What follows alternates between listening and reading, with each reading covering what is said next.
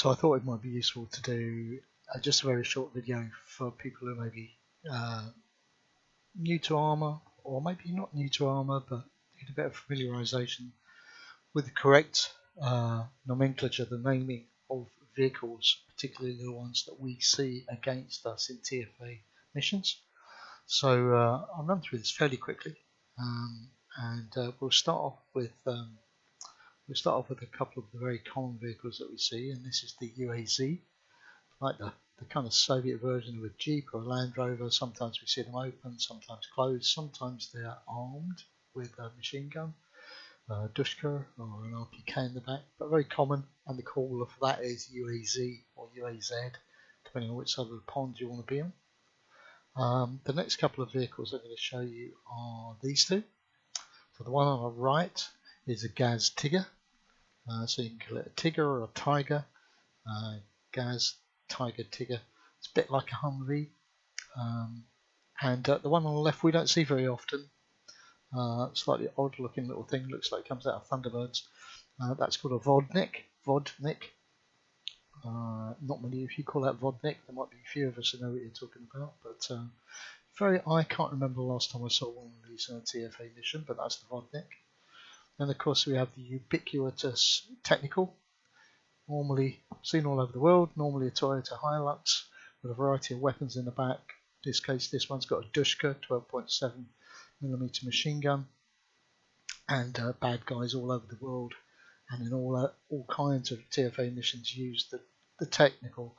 The radio call there is normally Technical or Techie, so if you hear that, that's what people are seeing, Techie, Technical. And now we're starting to get into a bit of the anti-aircraft equipment here. In this case, the first thing, the truck on the right is a Gaz truck, and it's got a mounted ZU-23 anti-aircraft gun, twin-barreled 23mm anti-aircraft gun. And this truck and the next two items are all equipped with the same weapon, twin-barreled 23mm anti-aircraft cannon.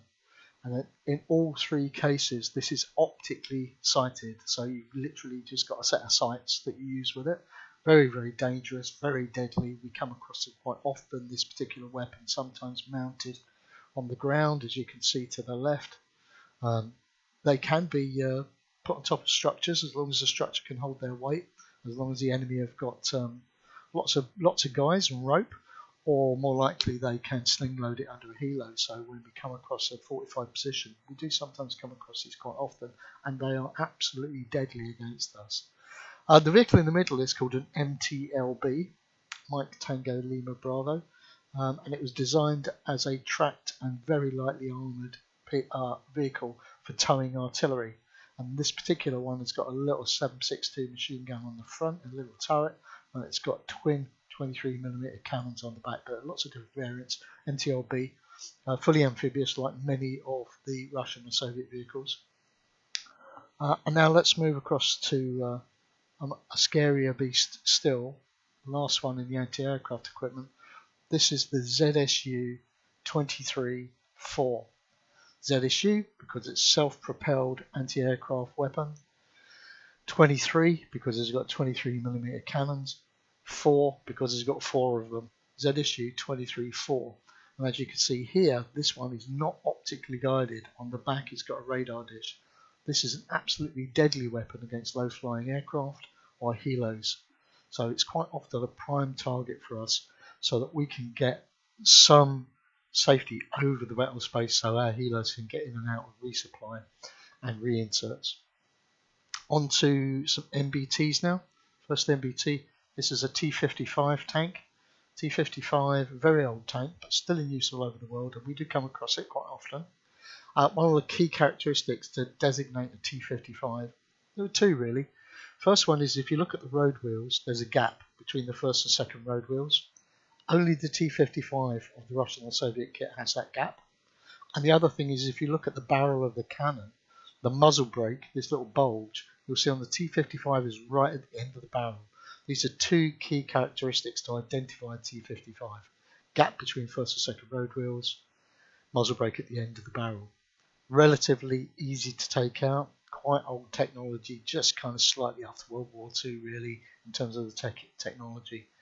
Then we get into these next three tanks. Now these are all T-72s, and this is where it starts to get hard to recognise the vehicles. When we're getting up to this point of things, normally we just call MBT, main battle tank, so that people know that what we can see is a very dangerous piece of kit. These are all T-72s, and I've just put these and the others in here to show you that when you get into the later vehicles, it's very hard to identify different characteristics. You can see these are all T-72s, but one's got some sort of side skirts, but no spaced armor. Another one's got some spaced armor around the top, and it has some side skirts. The other one's got more side skirts and lots of spaced armor around the turret, and it's got this armored hatch. So, trying to work out which variant of T-72, or if it is a T-72 in the heat of battle, is very difficult. But just see something like this, it's an MBT. T55 easy to denote because of that gap on the and that muzzle brake right at the end of the barrel. Then we're into two more variants of a different tank. This is the T80. You can see here again, it's the same tank but just slightly different variants, one later than the other. Muzzle brakes in the same place. Road wheel spacing is the same. This one's got shaped armor, spaced armor panels on it. This one hasn't. This is an early version. This is a later version. You can see that there's a infrared searchlight on different sides of it, but those are minor things really. So all we really worry about calling out is MBT. And then moving over here, we've got two variants of the most modern Russian tank, real Russian tank that we have in Arma, which is the T90. And you can see that very different looking tanks, but it's the same tank, the T90, just different variants of it. Excuse me. So let's move on to some wheeled vehicles now. So the first one we'll look at, and we see this sometimes, particularly in third world countries where we're operating, is this four-wheeled vehicle. Looks a bit like a wheeled version of the old World War II American or German half-track. This is called a BTR-40. BTR-40. So it's a BTR, BTR-40. If only they had a simple system of naming things, but they don't. So this is a BTR-40. You might think, okay, it's got four wheels, so I remember that. But next to it, we have a vehicle that we see very commonly in Arma missions. Three different generations of it. On the right here, we have the BTR-60,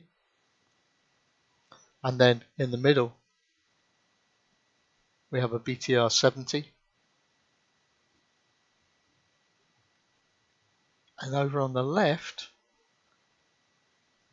this is actually called a BRDM.